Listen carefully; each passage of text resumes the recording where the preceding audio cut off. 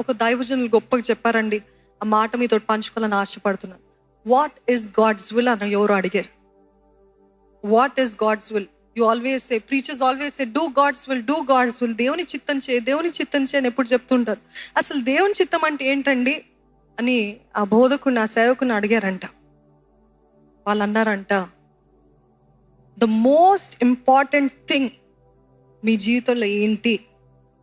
దేవుడా లేకపోతే మీ జీవితమా? దేవుడా మీ ఇష్టమా?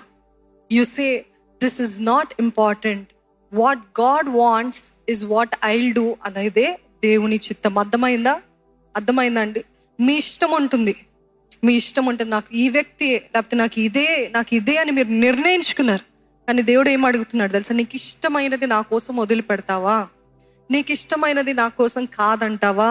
నీకు ఇష్టమైనది నువ్వు ఎంతైనా తెగిస్తావా? వదులుకోవడానికి సిద్ధమైనా? ఇది నాకు ఇంపార్టెంట్ కాదయ్యా, నువ్వు నాకు ఇంపార్టెంట్ అని చెప్పడమే దేవుని చిత్తము. అదే చూస్తామండి అబ్రహాము జీవితంలో. God willing next week will talk about it. నిజంగా ఎంత గొప్ప ఆరాధన చేస్తాడంటే, నిజంగా దేవుని చిత్తం అంటే ఏంటి తెలుసా అండి? ఆరాధన అంటే ఏంటిదంటే, మీ ఇష్టాలన్నీ పోగొట్టుకొని, మీ ఇష్టాలన్నీ బలికి వేసి, బలిపీఠం పెట్టి, ఇది నా ఇష్టం కాదయ్యా, నిన్ను సేవించడమే నాకు ఇష్టమైనది, నువ్వేం చెప్తావు అది చేయడమే నా ఇష్టమయ్యా అని చెప్పడమే గాడ్స్ విల్. దేవుని చిత్తము నెరవేర్చిన వారుగా అవుతారండి.